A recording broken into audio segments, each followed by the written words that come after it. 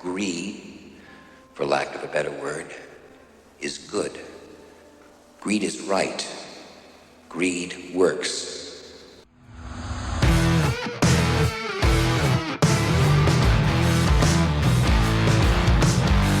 What do Gordon Gekko and cryptocurrency have in common?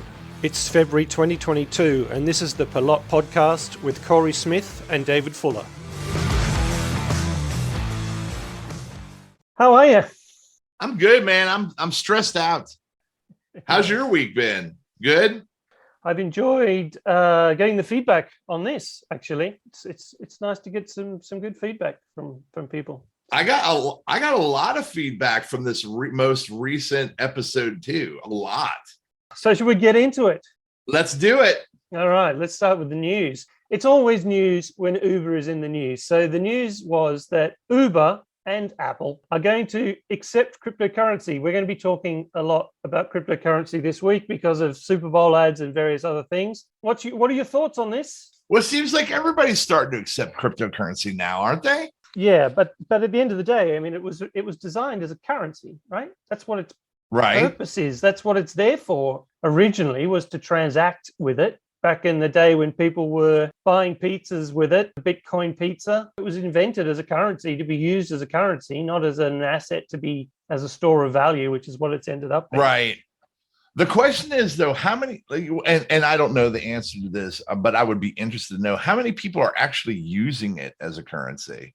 Not many, and there's a bunch of reasons why, and the main reason why is the volatility. Uber's not going to start taking cryptocurrency anytime soon because your taxi ride could be $10 one day and $300 the next day. If it's that brings up the case for stable coins. There's USDC, there's USDT, there's a couple of others, and they're all basically pegged to the US dollar. And that's the only way that anyone could be able to accept, unless you're buying something really, really big. Like I'm thinking, if you're buying a 10-bedroom mansion or a super yacht, then paying in Bitcoin might be easier than cash. Right. Side note is the new Indian currency. There's a Chinese one, which I think they launched at the Olympics. There's an Indian one. I think there's a few things that will have to happen before merchants can really use cryptocurrency as a currency. One is the volatility, which stable coins can help.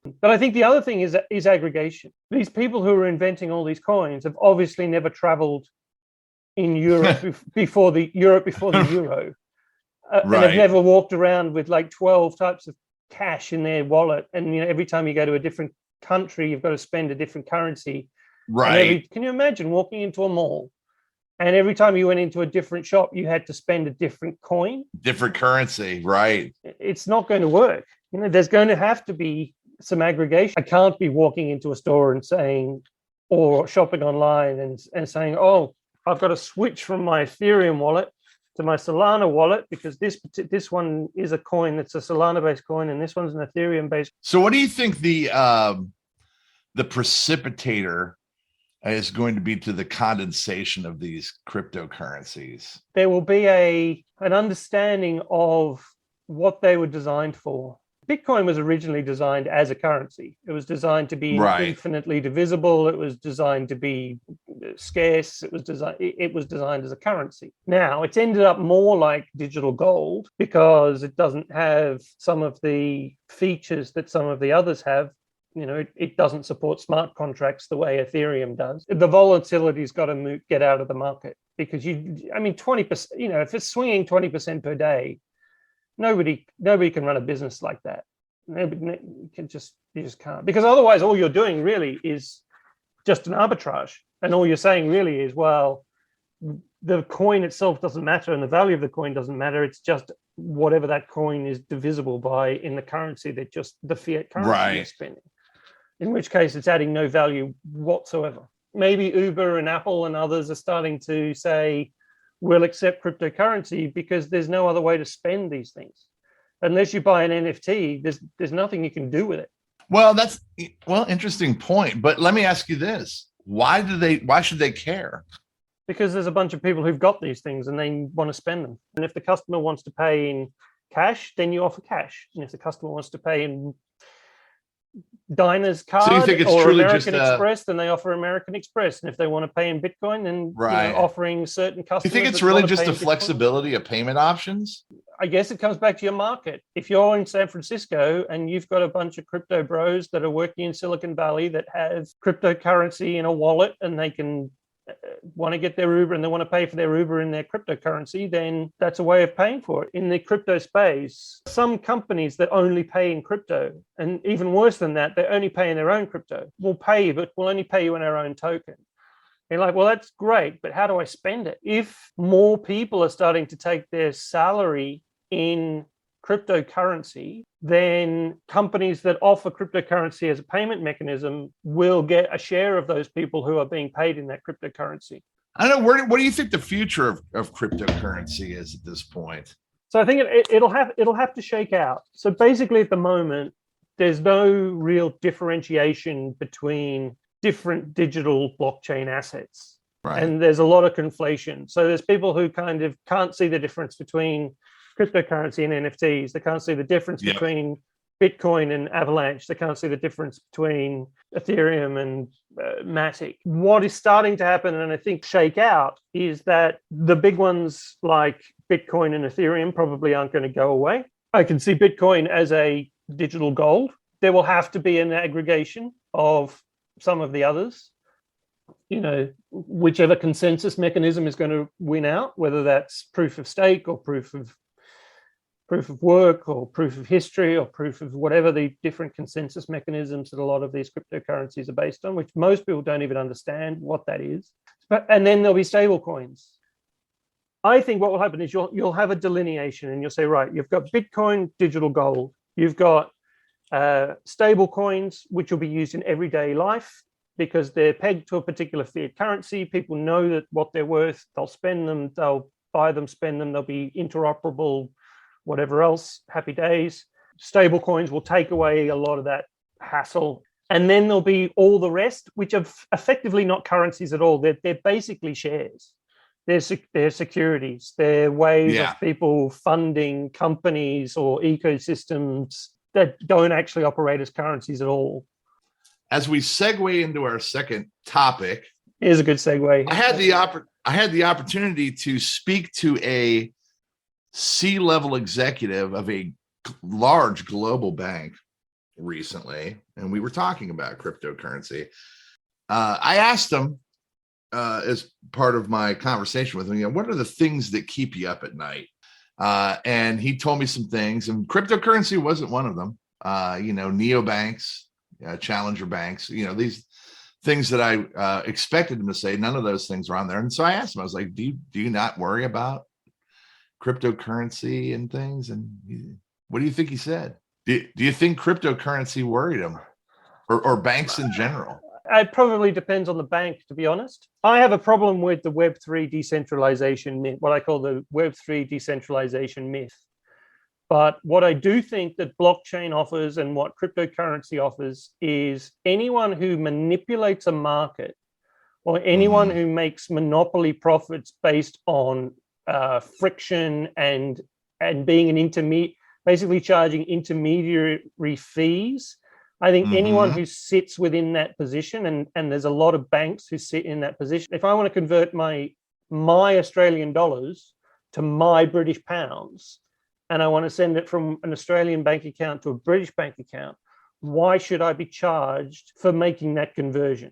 I'm not talking about the exchange rate. I'm just talking about a fee that says, no, we're going to charge you 5% of this transaction just because we're doing the transaction. Correct. I think something like blockchain can totally take that intermediary out of that transaction. And if that's how banks are making their money, then they should be scared about it. It's like mobile phone networks relying on SMS revenue. One day it's just going to disappear. It is a disruptive technology. So this podcast is a lot about disruption. And I see cryptocurrencies being disruptive for banks. You nailed it on the head, man, that's exactly right. And the answer is no, they are not worried about it. But you got right to the core of the banking industry and where they make their money. It's fees, right? And what you talked about there is just like moving money, right, between two geographies is just the very smallest bit of what they charge fees for. It does lead us on to our next story, which I saw today, and it made me laugh, made me smile.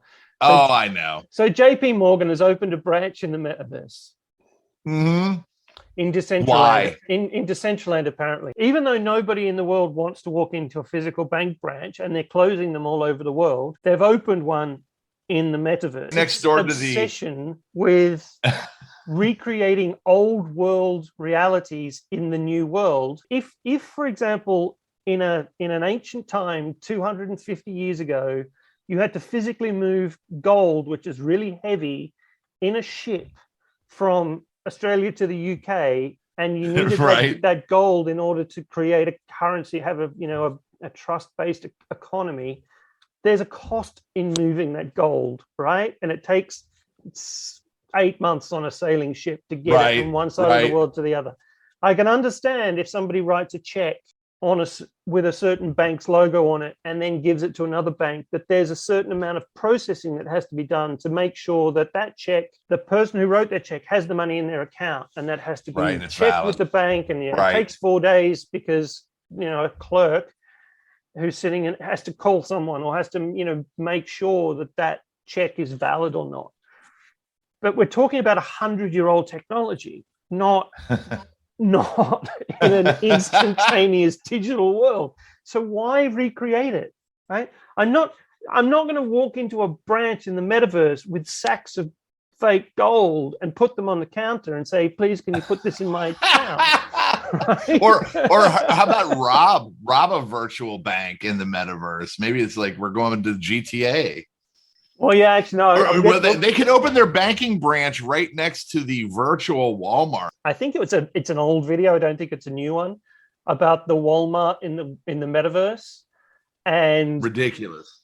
The shopping trolley, which is an arcane physical world device that only exists because you need to put 10 kilos of washing powder into a cart because you can't carry it. Right? Why would you need to do that in the metaverse? Why would you even need aisles in a metaverse? Right. Why would you need to go to the store? Why would you need to go to the store? Well, I can kind of understand going to a store, and there's some fascinating things happening around twinning and what they call phygital, which is a terrible word. I know. That basically you're in your 3D environment, virtual world, you walk into a store, you buy a t-shirt for your avatar, but you're actually also buying that t-shirt to be delivered to your home so that you can wear it in the real world as well. So I can see a shopping experience, but again, I don't see why I would need to look at mannequins in a store. I don't see why I would need aisles. Surely there's a more intuitive way to say, right, just show me. That's a rabbit hole conversation. I've had that conversation with retail customers for a long time about digital shopping experiences. There's always going to be, and this goes into the conversation of malls dying. I don't know if you've had this experience overseas, but here in the US, the Grand Mall, where we all grew up in the 80s, living in the malls on our skateboards or in the game rooms and whatever, the mall experience is dying here, where we all went as youths and hung out. The mall is dying. And it's like, they're tearing them down now, and everybody's kind of sad and nostalgic about the mall. And they're like, it'll never be the same. But that's not necessarily true, because people are always going to want to see, touch, smell, feel certain things before you buy it, right?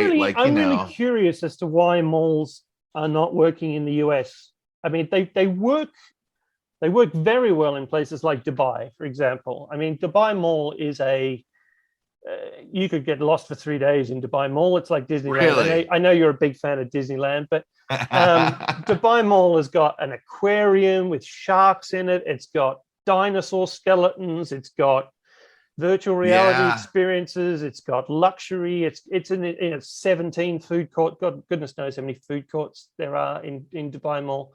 Now, one of the reasons for that is that in the summer, it's 150 degrees in the shade and you need to go somewhere to escape. Right. But I've listened to a lot of people talk about malls as they're not about shopping.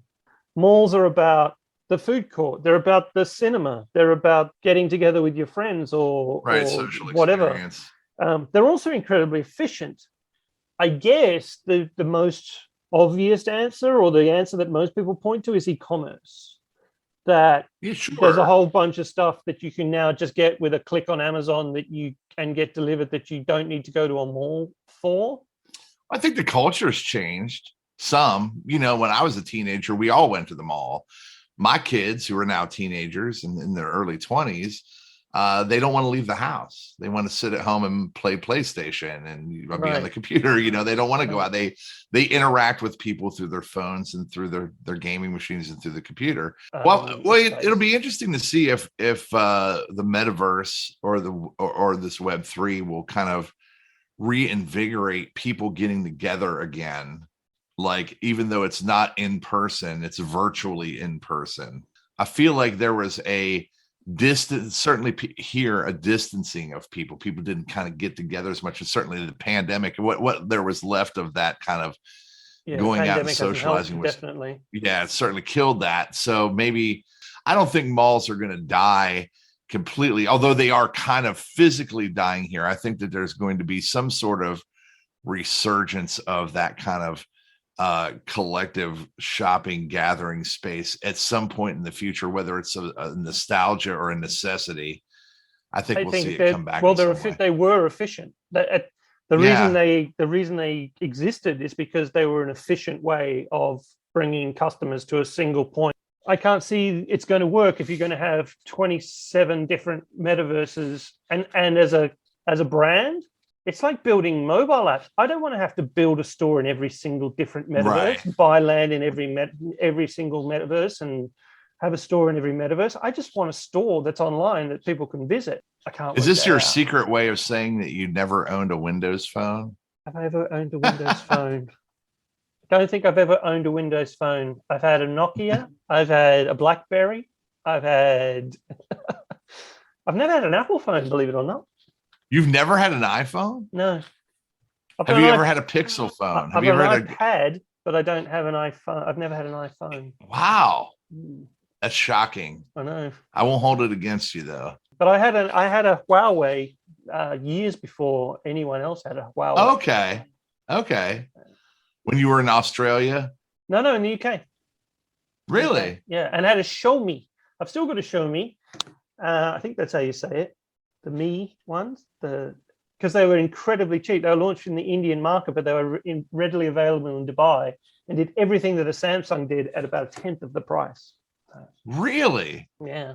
So what are we saying, Corey? Are you going to go and visit JP Morgan in the metaverse? No, I tried today. Absolutely I went to Decentraland. I actually logged into Decentraland. Did you go visit? Did you actually go see it? I couldn't find the JP Morgan branch, but I did find a Miller Lite bar. Which asked me even worse. Which asked me for ID. There's a what? There's a bouncer on the gate of the Miller Lite bar in Decentraland, and before you walk in, it says please put your ID. So you literally just type in your birthday, but there's no verification at all. You can put in whatever date you want. So you kind of think, what's the point? What's the point? It's not like you can drink alcohol inside a virtual bar. So why are they doing the age gating? So what did you find inside? I found it absolutely empty. Really? There were some pool tables. There was a stage, which I imagine maybe has a band or something at some point, but considering I'm in Europe and it would have been 10 o'clock in the morning US time, there was nothing happening on the stage and it was empty. There was no one there. I haven't walked into a bank branch. I can't remember the last time I walked into a bank branch, and I don't know why I walk into a physical bank branch. So why would you put a physical bank branch in the metaverse?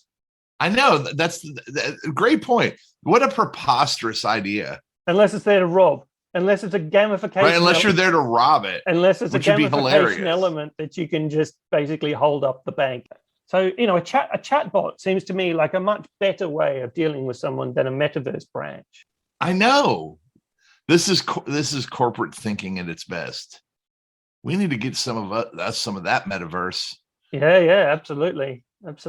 So, moving on. You put this one up. So, you want to introduce this next topic? Oh, this is a really interesting article. Yeah, I read this article just today, actually. Is Firefox dying? And who cares? Which I thought was interesting. In 2008, Firefox had 20% of the market share. 1.5 billion people online were using Firefox. Today, it's less than 4%, and it's less than 1% on mobile. They are losing an average of 30 million users a month. There is an advantage in owning the device, right? So I have downloaded Chrome and other browsers onto my iPad, but obviously Safari is the default. And obviously the default on most Android phones is Chrome. So I can understand why Firefox hasn't got penetration in the mobile space. But having said that, I've started using Firefox again just because I've been feeling that lately Chrome is feeling very heavy. It seems to use a lot of resources. And I'm not sure whether that's the browser's fault or whether that's the web developers' fault, that some of these sites, especially SaaS type sites, are trying to do too much. They're trying to collect too much data. They're trying to be too clever. They're trying to... The other one that I've been using is Brave. Have you used Brave? Yeah. So I've heard of it. Never used it. So Brave is interesting because they've gone from a Web3 approach. They have a token or a coin, a crypto coin, if you like. It's called BAT, which stands for Basic Attention Token. And at the end of the day, attention is the currency of the web, right? So what they've said is that they will reward you with this cryptocurrency or token for visiting certain websites and looking at certain ads. So they're rewarding you for your time and attention, which is an interesting idea, actually. But like Mozilla's big thing, or their kind of claim to fame, was they were the security and privacy. They helped shape the security and privacy of the web early on, and that was their thing. I just don't see how they're going to survive. And frankly, do they need to? Do we need Mozilla anymore? I don't know. And do browsers even matter 5 years from now? I don't know that either. Well, I think they do, because I think Web 2 style websites are not going anywhere. They that's true. For a reason, and we got here because they work. But what would we do without hyperlinks? Web 2 websites are not going away anytime soon, for the same reason I just said about the metaverse. Mobile apps are great, but I don't want to have to download an app for every single brand and every single corporation that I interact with on a daily basis. If I had to download an app for every tab that I have open in a browser, then it's just not going to work. I didn't want to have to spend 12 hours walking, schlepping my way across a metaverse to try and find a website. I want to click a link. You mean to tell me that we're never going to live in a world that was cast for us in 1990 where we don't use our hands or a keyboard anymore? We just use Google Glass or our voice to just call out things into the ether and they magically appear in front of our face? So I think that is a future. So there's a couple of other things. I think one is that if we look at what happened to media, my wife's father used YouTube because there's now a button on their remote on their smart TV. Yeah, right? Sure. So if they had to own a laptop, turn it on, connect to the internet, browse to YouTube, watch it on their laptop, they wouldn't use it. But if they can press the YouTube button on their remote on their smart TV, then they're in. That's it. Done. Same with Netflix. There's a Netflix button on the remote. There's a YouTube button on the remote. I had this argument with some of the product guys in a company I was working for that were developing a video streaming app. And they said, well, we're going to develop for mobile. I'm like, okay, that makes a lot of sense. And I says, well, why don't you have an app for consoles? For PlayStation and Xbox? And they're like, well, we don't really think that many people are going to watch TV by a console. I was like, okay, well, I would. I do. If I don't have a smart TV, this is a couple of years ago now when smart TVs were still very expensive. Now they're not. But at the time, there were millions of Xboxes and PlayStations around the world connected to the internet, connected to TVs. So why not create an app for that? It's an installed base of devices. And actually, I think talking about where the browsers are the thing for the future probably isn't laptops, probably isn't PCs. It's probably, PlayStation and Xbox are pretty well positioned here because they've got internet connected devices that are connected to screens. Sony's already got a VR headset that goes with the PlayStation. Yeah. So for them to develop the next UX or interface makes a lot of sense. Now, how do you browse that? A TV remote is a really horrible device to try and search for things. So voice, absolutely. I've heard some people say that earbuds are the secret weapon, the killer app or the killer device. It's location aware. It knows which way your head is turning. It's got multiple microphones. It's got multiple speakers. It's got an internet connection. It's got, whatever else. It knows if you've fallen down. It knows if you could even put cameras in them. I guess you could put, based on your little camera that you've got there, you could put small cameras into earbuds. Yeah. That saw the world, even if you couldn't necessarily see what the camera was seeing, but it could see the world. So I think earbud technology is really interesting. Pretty interesting. And then that brings in the other IoT technologies like Alexa or other voice search technology. We've got a couple of things. It was the Super Bowl this week, apparently. Yeah. I have to remind my American friends like yourself that most people in the world don't live in America. I know. It's true. But we like to think that everybody does. Like everybody's all eyes on America because we're the greatest. So we've got two things here. One is the ads. I mean, I'm a marketing person. You're a marketing person. I've always been in even if you're not in America and you're not watching the game and you're not into football, American football. Do you still see the ads? That's actually a question. The ads are a really interesting barometer for mass market things. That certain years, depending on what's being advertised, you can kind of say, oh, that thing has now hit the mainstream. And this year it was crypto. Right. Yeah, there's a lot of crypto. Well, and I was like, this reminds me of during the .com days of like the pets.com ads. You remember like all those startups that had all the ads during the Super Bowl. And of course, a lot of those have died. And I'm like, wonder if there's some kind of connective tissue here of like all these crypto ads. Although there was a couple of cool ones, the Pong style QR code one that we talked about. I thought was cool. It got a lot of controversy, good and bad. But I think you're right. I mean, a lot of the ads that were shown in 91 or whatever, most of those .coms are bust, don't exist anymore, which I think is a reality check for some of these people. And it made me think actually about,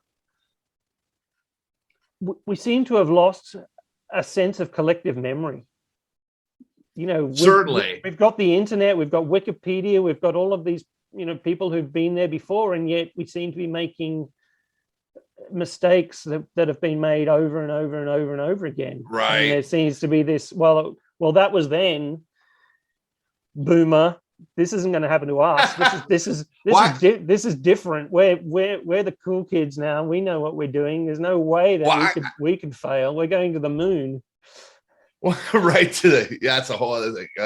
I keep watching these ads and I'm thinking to myself, get it, crypto, but boy, that's like pets.com, at least what they sell.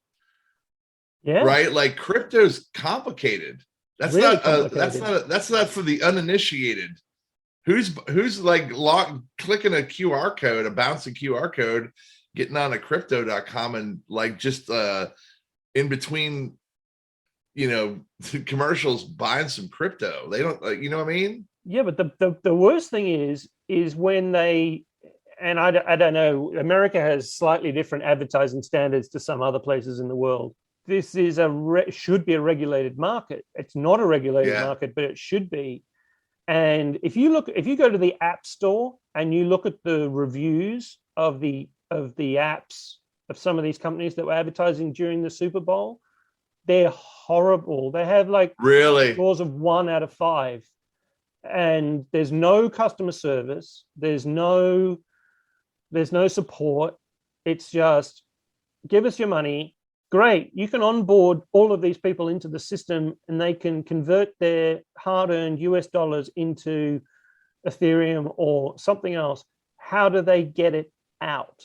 And this is going to be, let's see what happens in a week's time or a month's time when all of these people downloaded the apps, put some real money into them, and then decide, oh, I've made a mistake and I want to get it out. Right. It's going to get ugly. Some news came out about the IPOs that happened last year. Yeah. And I think something like 60 IPOs happened last year. And of those, 52 of them are trading below what they actually offered the initial price at.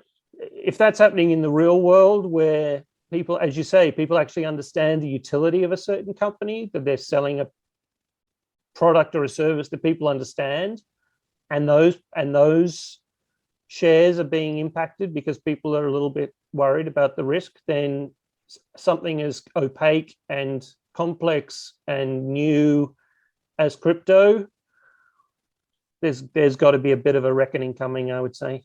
I'm going back away now, but it reminds me of the original Wall Street. I'm not sure if you're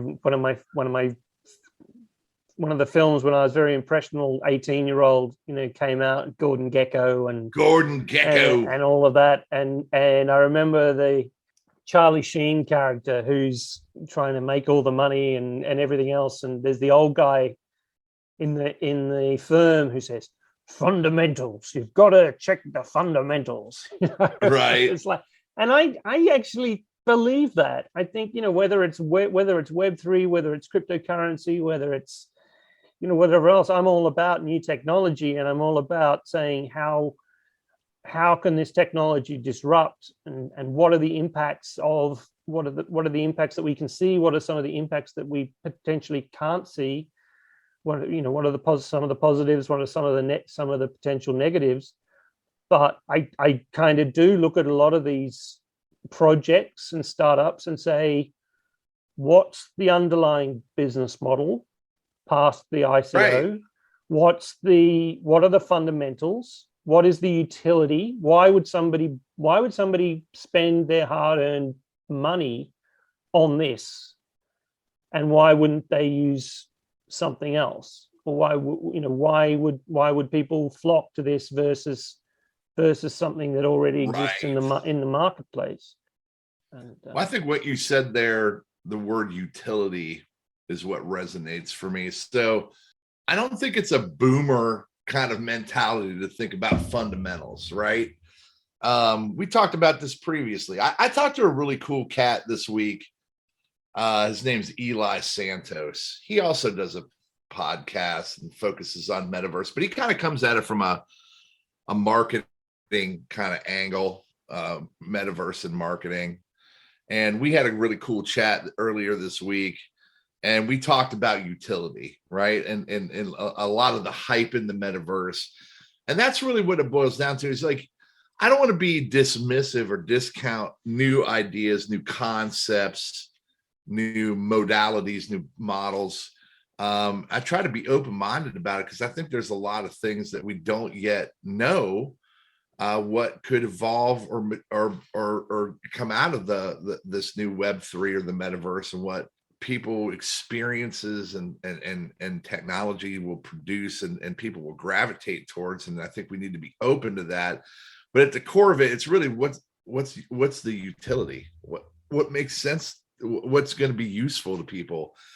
So this is interesting. We have a listener question.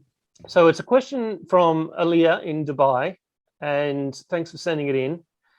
There is a link in our show notes to a form if you want to send us a question, or you want to get in touch, or you want to subscribe to our newsletter.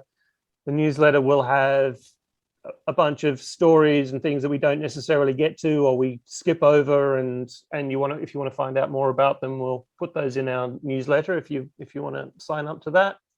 So the question is about ownership models, and the question is, why in real life are people moving away from owning things? Things like Rent the Runway and Uber, where basically your concept of asset ownership is not necessarily what it used to.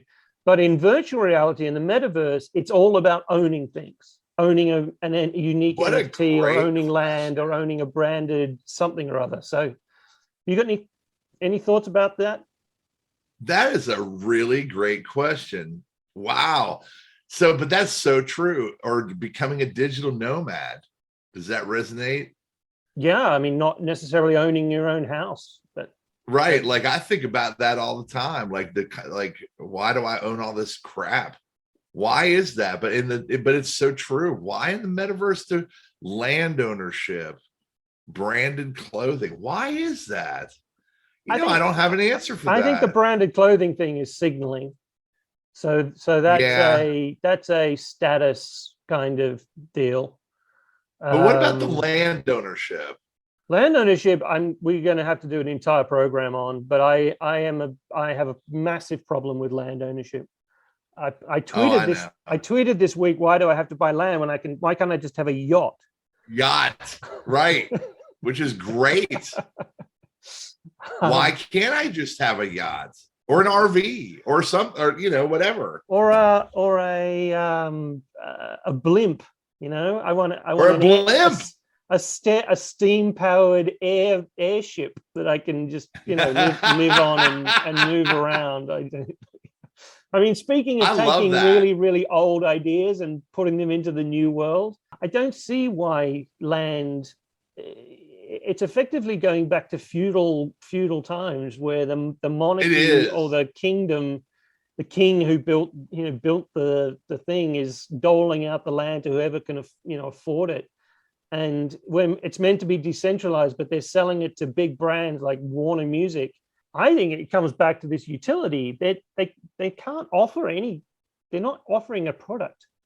They're not offering any value in a lot of these spaces, and so the only way they can make any money is to sell stuff that doesn't exist, like land, and then they create artificial scarcity and say, well, there's no reason why there's only 27,000 plots in a certain metaverse. There could be infinite number of plots. Doesn't it seem counterintuitive to the whole kind of ethos of what we're trying to? It is. There's the decentralized freedom for all, access for all, Web3 mentality, but then there's the reality, which is we're just going to build different rent-seeking monopolies and transfer the wealth from one place to another. I mean, I haven't owned a car for a very long time. When I lived in the UK, I didn't need one because the public transport is decent. There's a metro system which I can get almost anywhere I want. There's buses, there's trams, there's the public transport system in London is superior to trying to have to sit in traffic or find a park or whatever else. So I just didn't need to own a car. And then ride sharing services like Uber came along, and it's like, well, I don't need to own a car because I can do a short trip in an Uber and it's less than a taxi. And if I add up all the costs of owning a car, which is one of the most inefficient assets on the planet, right? I mean, it sits completely idle for 90% of the time. And, you drive to work, it sits still. You drive at home, it sits still. Drive to shops, it sits still. And for most of the time, it's not doing anything. It's not. So you would be horrified to know what I drive. I know in Australia, it's different. You can't live without a car, right? Because you just have to travel long distances and you have to move between cities, and it's a different mentality to living in a city. It's that way here too, but we can make better choices. I just have the literally most inefficient automobile. Right, but most cars spend most of their life sitting still. That's absolutely, until you said that, I'm like, yeah, it's absolutely true. So it's a really inefficient asset. So anyway, so there's a lot of people who said, why do I need one?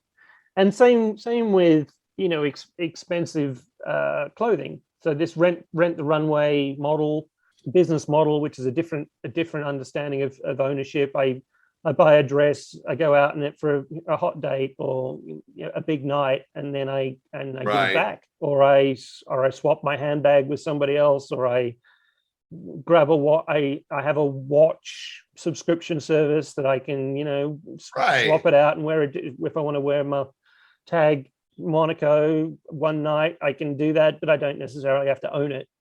And that model has been gaining traction over the last few years, which seems to be completely different to the new Web3 model, which is we have to charge people so that they can own the thing, their avatar or their NFT asset in the virtual world.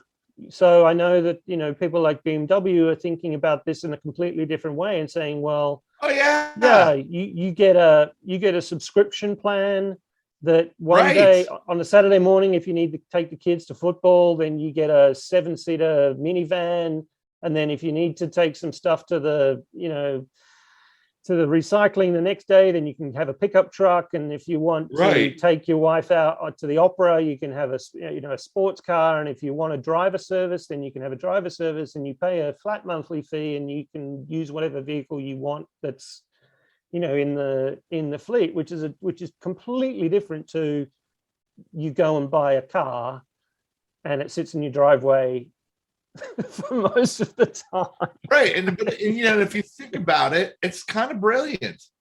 And then you get to autonomous vehicles and you say, well, why do I can drive, it can be doing something else. So completely. It can be, that's a whole other level. It can drive me to work, and then once it drops me off, it can go off and do something else. That's it for this week. New episodes drop every Sunday. We'll see you soon.